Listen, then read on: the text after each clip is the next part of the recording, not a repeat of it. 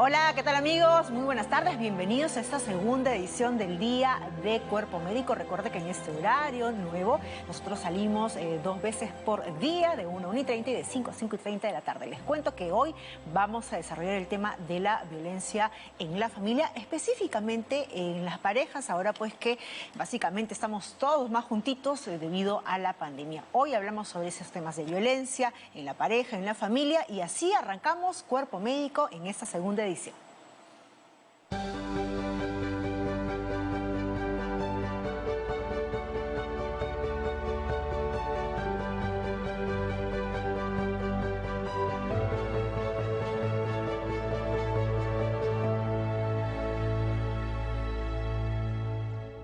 Y muchas veces pues pensamos y hablamos de que la violencia en definitiva no es la misma, que podemos vivir en la casa, en el hogar, la misma que se registra pues en las calles. Supone que en el hogar uno tiene que estar pues mejor guarecido, ¿no? Uno tiene ahí pues su lugar de soporte, pero ¿qué ocurre cuando la violencia se registra justamente con las personas que están más próximas a nosotros, más cercanas y con las que tendríamos que encontrar pues ese refugio, ese consuelo del día a día? Hoy vamos a hablar de la violencia familiar con el enfoque en el tema de la pareja. Y para ello, en el momento con el especialista, tenemos una invitada especial que ha venido en estudios. Está la doctora Vanessa Herrera. Ella es médico psiquiatra del Instituto Nacional de Salud Mental y terapeuta pues de pareja y familia. Doctora Herrera, bienvenida a Cuerpo Médico.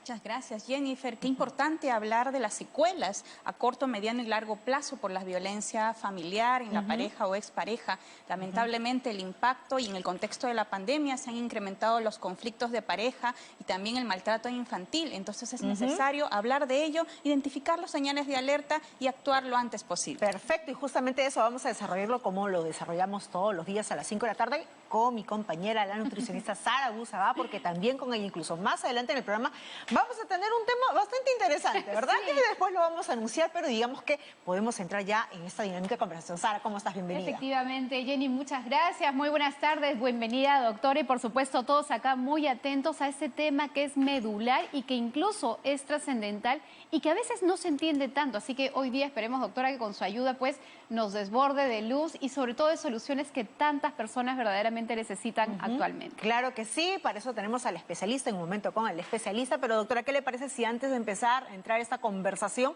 se atiende ya una primera consulta que está llegando desde Lambayeque? Carla, gracias por llamar. ¿Cuál es tu consulta? Buenas tardes, doctor. Buenas tardes a todos.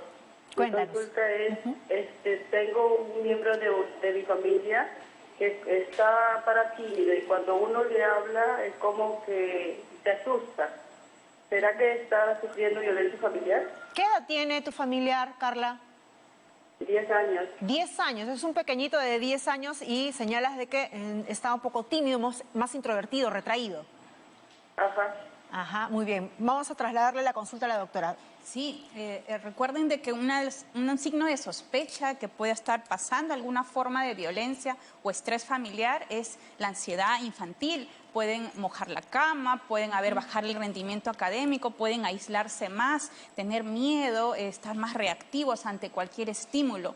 Identifiquen como una señal de sospecha. Los familiares indirectos tenemos que acoger, escuchar activamente y conectar con este adolescente, con este niño. Carla, te pido por favor que hables con los papás, los cuidadores principales. ¿Qué está pasando? A veces los papás, las mamás, estamos con mayor estrés sin darnos cuenta, estamos teniendo más críticas, estamos siendo más rígidos, no estamos escuchando y dando afecto y estando conectando con nuestros hijos. Prevengamos eso, comuniquémonos más y mejor y brindemos afecto diariamente. Doctora Herrera, y justo en esos casos, ¿no? Cuando de repente los síntomas y las señales de alerta en una criatura pueden ser más notorias, como eso, ¿no? De repente bajar en las notas en el colegio, volverse más retraídos, más introvertidos, incluso algunos pequeños no pueden dormir o empiezan a hacer conducta. En esos casos con los niños es mucho más notorio. ¿Qué ocurre cuando la situación se da pues en adultos? Muchas veces solemos como que normalizar, ¿no? Incluso hasta pasar por agua tibia, situaciones de violencia, situaciones en las cuales es como un círculo vicioso que se va haciendo cada vez más grande y no tenemos solución. ¿Qué hacer en esos casos cuando de repente por ahí ya vemos señales de alerta en la propia dinámica familiar?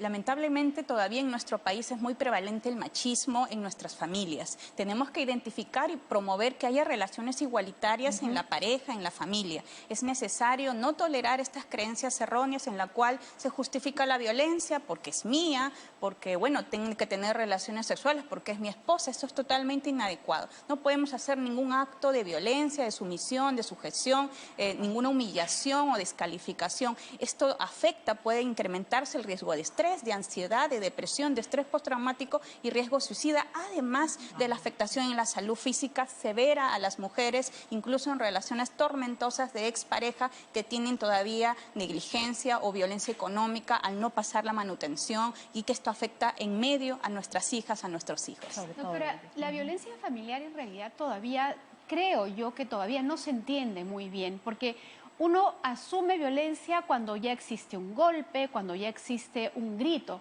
pero incluso el silencio podría ser una forma de manifestar violencia familiar. Explíquenos un poquito para las personas que de pronto viven en esta situación y tal vez consideran que eso es lo normal, que vivir así es lo normal. ¿Cuáles son estas formas de violencia clásicas que tal vez no identificamos con total claridad? Las formas más frecuentes de violencia son la violencia psicológica. Ya la violencia física es lo más evidente. Si la persona te controla, revisa tu celular, si la persona te humilla, te descalifica, te ignora, no te deja salir, controla tus ingresos económicos, si la persona te avergüenza continuamente delante de tus niñas, de tus niños, de tus hijos. Doctora, un ejemplo clásico ahí, de alguna frase clásica que la pareja suele decir, y ojo que no solamente es el hombre a la mujer, también puede darse de la mujer hacia el hombre. Así es, en el 95% de casos las relaciones de pareja en nuestro país se hace de varones a mujeres. En menos del 5% se hacen de hombres a mujeres, pero efectivamente pueden haber violencias en ambos casos, pero en nuestro país lamentablemente lo más prevalente es hacia las mujeres. Frases como no sirves para nada, eres una inútil, tienes que servirme, ni para eso sirves, o sea, son frases que pueden decirse en modo virtual, en el celular, y controlar continuamente, celos enfermizos, controladores, descalificadores en medio, delante de nuestros hijos. Son formas muy frecuentes de humillación que las parejas normalizan lamentablemente en medio del ciclo de violencia. Doctora Herrera, y de la violencia psicológica o verbal a la violencia física prácticamente es un tema, una distancia de tiempo, nada más.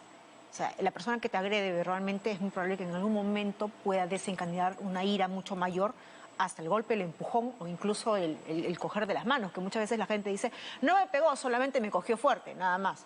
Así es, en realidad todo esto se va dando muy cerca de la mano. La violencia física va muy de la mano con la violencia psicológica y la violencia económica. Luego, si hay un tema de incluso quitar los bienes, quemar la casa, romper sus cosas o no pasar la manutención. Muchas veces esa forma de violencia económico-patrimonial es invisible y no creen que es una forma de violencia cada vez más frecuente, y ni qué decir la violencia sexual, que lamentablemente se cree que estando en las relaciones de pareja es normal forzar a tener relaciones. Actualmente, si una persona, una esposa, una conviviente, una pareja no quiere tener relaciones, no puede nadie obligar a ello. Recuerden que la violencia se da desde el primer enamoramiento. Según algunos estudios, 3 de cada 10 adolescentes ya se manifiestan alguna forma de violencia de pareja, y hay que estar atenta a promover un enamoramiento saludable, bonito, con respeto mutuo, comunicación afectiva y afecto auténtico. Claro, que es cuando se va sentando en las bases. Tenemos justo una consulta,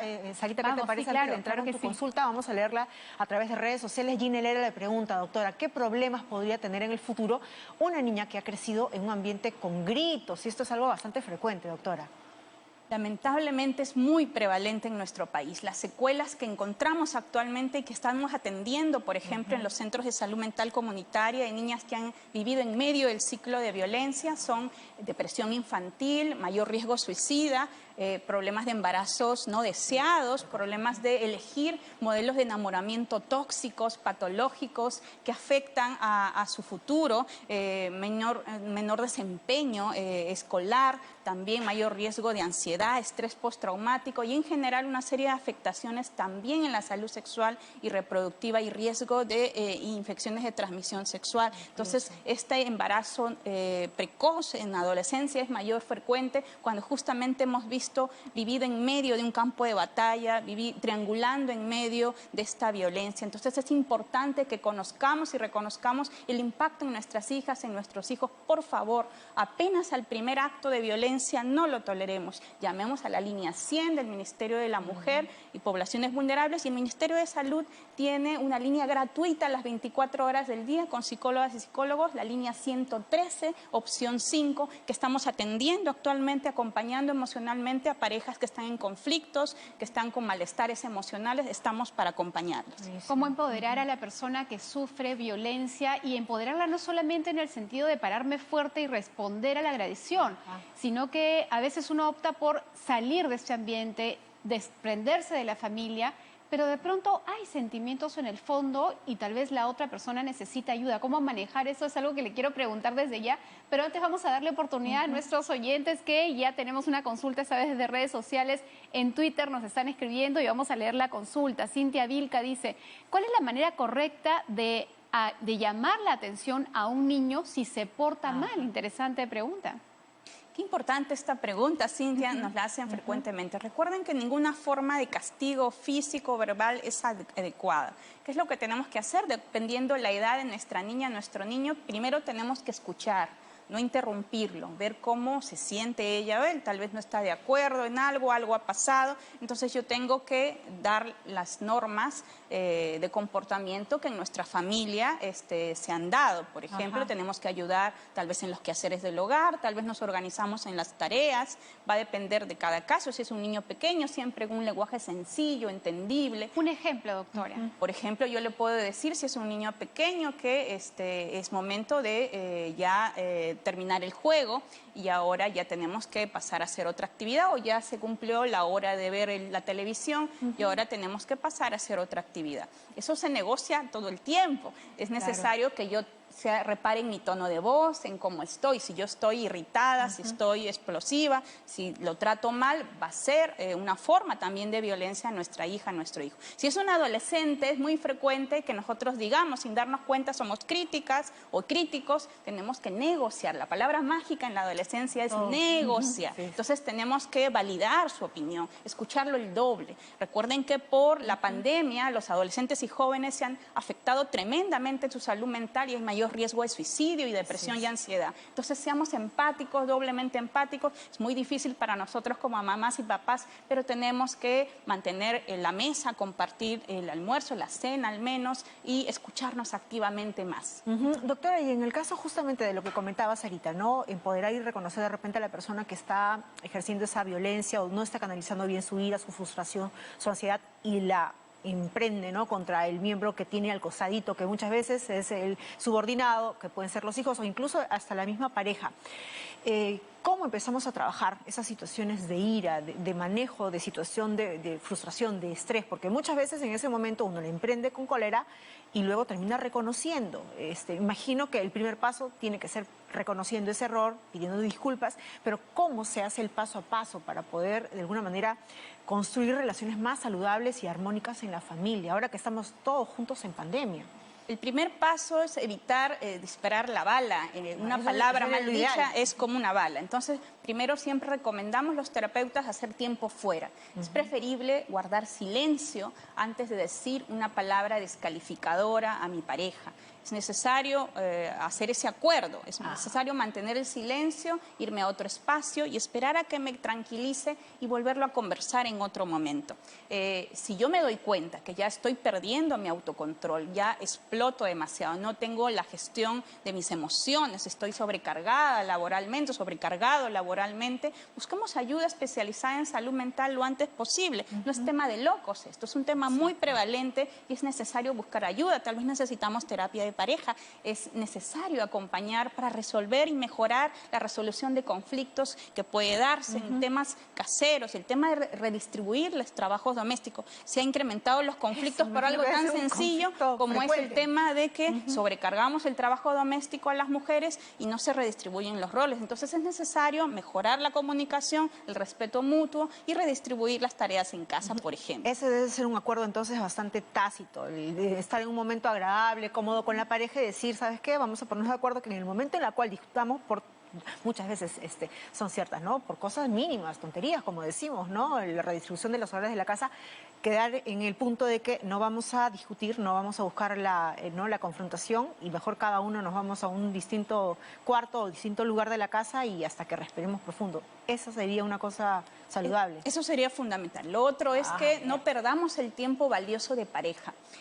Muchas veces maternamos o paternamos y dejamos el tiempo valioso de pareja. Nunca lo perdamos. Tenemos que tener tiempo para conversar activamente con mi pareja, tiempo para dar afecto. No nos permitimos abrazar, amar activamente diariamente. No solamente tenemos que estar en la crianza, eso es agotador y termina incrementándose la tasa de divorcios o separaciones. Para prevenir la violencia se centra en un afecto continuo que se cultiva y cría continuamente, también en la comunicación fluida y esa confianza y respeto que debe cultivarse todos los días. Bien, vamos tomando nota de muchísimos tiempos. Sarita, vamos rápidamente a una consulta que llega a través de redes sociales, del WhatsApp. Me dicen, ahí está, Renzo Conto le pregunta, doctora, mi papá perdió su trabajo por la pandemia y desde entonces discute mucho con mi mamá. Es muy irritable y a veces tiene reacciones agresivas. Él no era así. ¿Qué podemos hacer para ayudarlo? Esta situación que se vive en muchísimas familias, no solamente en el país, sino pues en el mundo entero por la pandemia.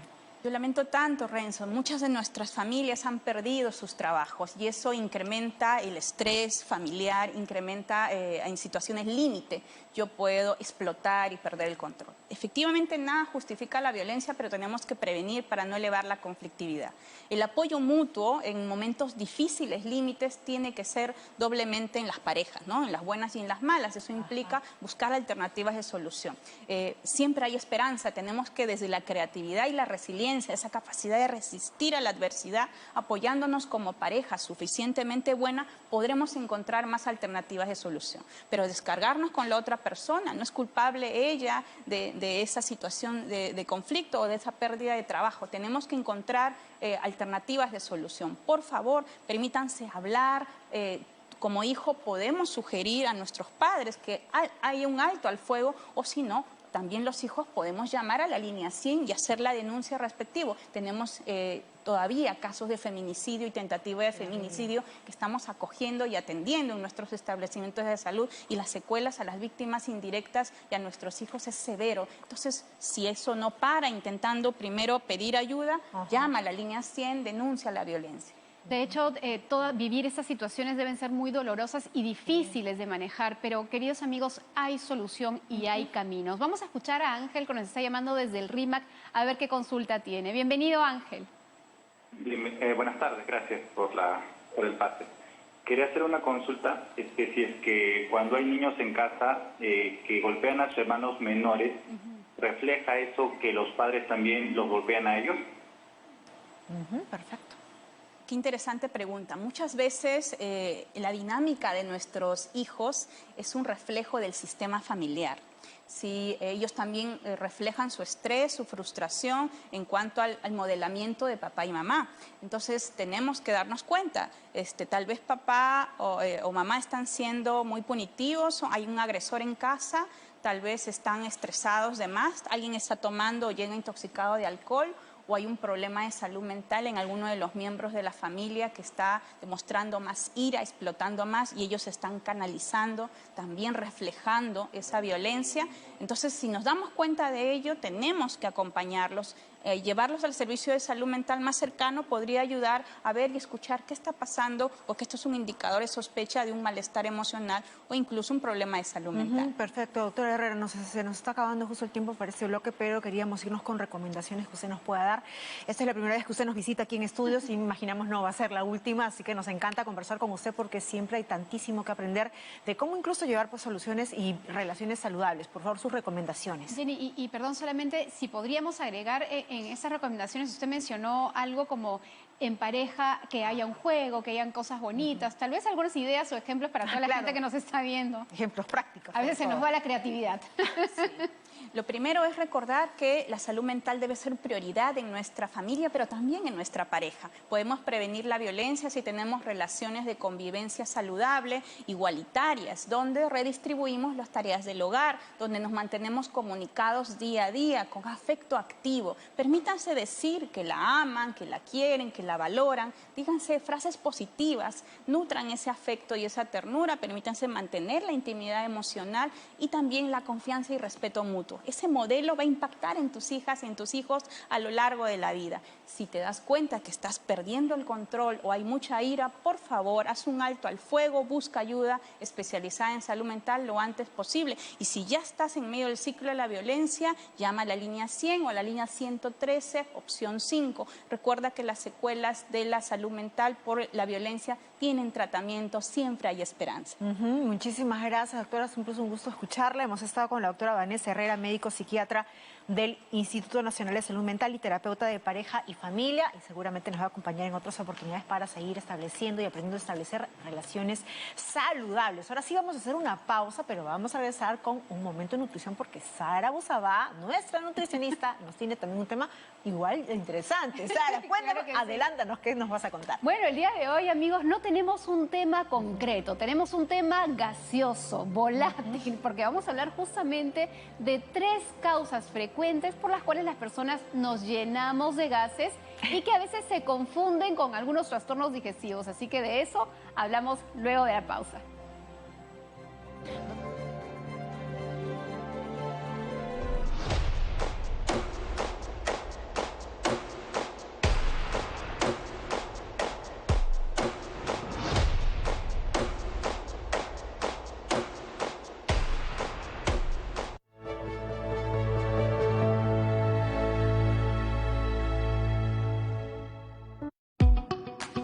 TV Perú. Pongo el hombro. ¡Viva la patria! ¡Viva la libertad! ¡Viva la independencia! Aclamada internacionalmente, marcando tendencia en su estreno mundial. Ahora regresa a las pantallas para todo el Perú. El último bastión. La historia épica más ambiciosa de la televisión peruana. Hoy a las 7 de la noche, El último bastión. Gran reestreno en nuestro bicentenario por TV Perú. Este domingo a las 5 de la tarde, en el capítulo estreno de Con Sabor a Perú. Hola, ¿qué tal amigos? Soy Israel Laura y esto es Con Sabor a Perú. Este domingo a las 5 de la tarde no se pierdan por TV Perú El Cuy, el señor de la mesa. El Cuy. No solamente vamos a aprender a preparar recetas con este producto, sino también qué platillos se pueden disfrutar. Nos vemos ahí. Con Sabor a Perú, todos los domingos a las 5 de la tarde, por TV Perú. Descubre. Mi nombre es Deogracia Pineda, coleccionista de periódicos. Experimenta. Tiene una magia, una mística increíble. Tengo la esperanza que en algún momento nos vamos a poder comunicar. Y celebra el trabajo de la televisión en Latinoamérica. Llevar el territorio a donde voy es muestra de lo que significa el territorio para mí. Vuelve La Hora Tal, presentada por Manolo del Castillo. Por eso el tambor llama, el tambor comunica. Con las mejores series de documentales reconocidas y premiadas que nos identifican. Desde el sábado 19 de junio a las 8 de la noche. La Hora Tal. Un encuentro de diversidad y riqueza por TV Perú. A continuación, Higuasanaka y Ñujanchit.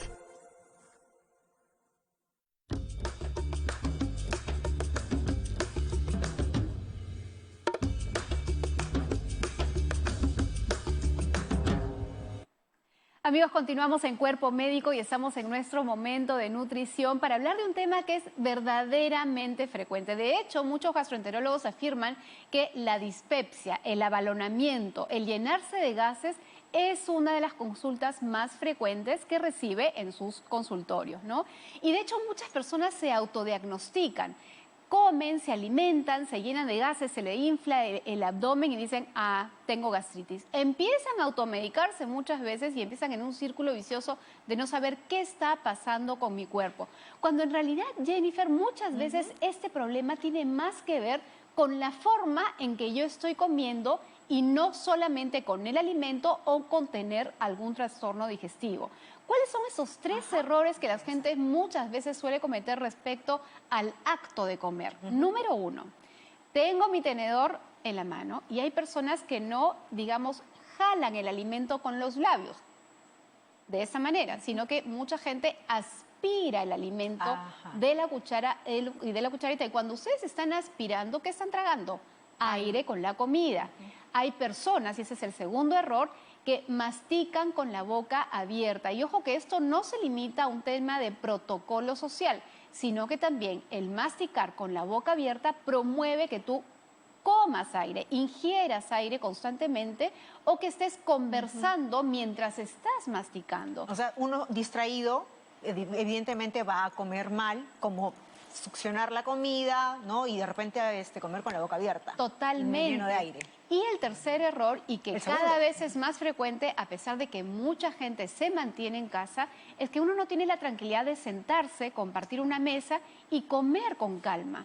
Muchos comen apurados, muchos están sentados al lado de la computadora, trabajando y comiendo y trabajando y comiendo y trabajando, o apurados o en reuniones, o incluso el ama de casa que entre 1000 cosas que tiene que hacer, atender al niño, limpiar la casa, preparar la cocina, trabajar además, entonces no se da el tiempo de esto. Esos son 3 motivos sumamente frecuentes por los cuales las personas se llenan de gases. Entonces, aquí el consejo es, antes de pensar que yo tengo un problema con los alimentos, es decir, no tolero, no sé, el brócoli y me lo quito porque me lleno de gases. O las menestras, ¿no? O las menestras. Dice, retiro las menestras porque me da gases y es básicamente, como señalas, un tema de mal comer.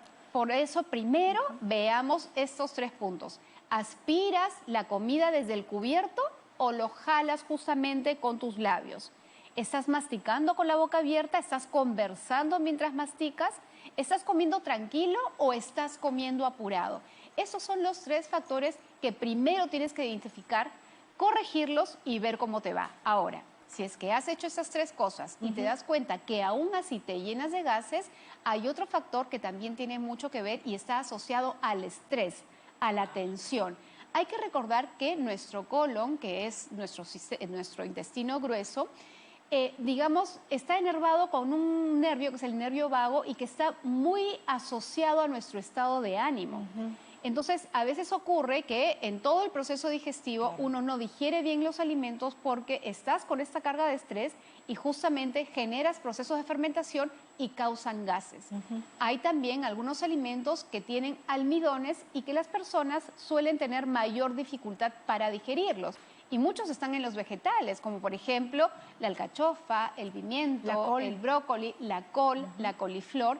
Y entonces, cuando estamos en este estrés, mejor es retiro esos alimentos por un tiempo, trato de calmarme, de hacer algo de ejercicio, de respirar tranquilo, de tener un equilibrio emocional y luego continuar con esos alimentos. Si todo esto se mantiene, es momento de acudir a un gastroenterólogo para poder buscar el problema, identificar la causa y dar tratamiento si es que es necesario. Y Sara, y las personas que tienen esta, no sé si es una mala costumbre o es un hábito viejo que ya la gente felizmente está dejando de masticar estas chicles o gomas de mascar, eso se podría generar, ¿no?, algún tipo de gas. Total, esa también es una de las causas muy frecuentes por el cual la persona se llena de gases, estar masticando goma de mascar. Está como rumiando algo que nunca va a llegar al estómago al final, ¿no? Y claro, algunas personas en algún momento, y de hecho no es que sea falso, también ocurre que uno aduce que esto va a limpiar tu dentadura si tú estás fuera de casa y has comido algo. Sí es cierto que el chicle va, digamos, generando o despegando los restos que va quedando en tu boca, pero el efecto secundario es mucho mayor. Te llenas de gases y además estás haciendo que tu estómago esté secretando ácido porque entiende que llega alimento y también podría generar, digamos, estos malestares gástricos por estar soltando ácido cuando el estómago está vacío. O sea, ¿no? en ninguno de los casos es recomendable masticar chicle. En realidad... Preferible, ni siquiera por un tema higiénico... No es una recomendación nutricional, no te aporte nada, es un hábito en realidad, ¿no? Yo no veo, digamos, muchos aspectos positivos en ese sentido, ¿no? Tal vez sí, alguno se antojó de repente por un tema de aliento y tienes una reunión, no sé, pues pero es una cosa de 5 minutitos y luego lo quitas de boca, ¿no? Es lo recomendable, bueno, ya están. Bueno, hemos visto entonces, ¿no?, lo importante que es el que uno tenga no solamente el tiempo preciso para poder tener una alimentación que no solo sea saludable por lo que contiene el plato, sino la forma como nos los estamos llevando pues a la boca, ¿no? Tan importante. En nutrición, eso le llamamos higiene alimentaria, que tiene que ver con los hábitos que hacemos durante el acto de comer. Ahí están. Solamente hay que procurar tener alimentos saludables en el plato, sino sobre todo que todo sea una experiencia, tener higiene alimentaria, como nos ha explicado. Ese es el término nuevo que vamos a aprender el día de hoy, que es pues tener un tiempo agradable para llevarnos los alimentos sentada, cómoda, sin ningún tipo de distracción, sin el teléfono celular, sin estar revisando redes, sin estar revisando de repente trabajando, siempre tener un tiempo así. Así que ahí está, hay que tomarse ese tiempo. Muchísimas gracias por su preferencia. Recuerde que el Cuerpo Médico va de 1 a 1:30, de 5 a 5:30 de la tarde, así que los esperamos en doble horario diariamente. Y si se perdió algún capítulo o episodio de Cuerpo Médico, entra al canal de YouTube de TV Perú y ahí encuentra todos los programas. Nos vemos hasta la próxima. Chao. Entonces,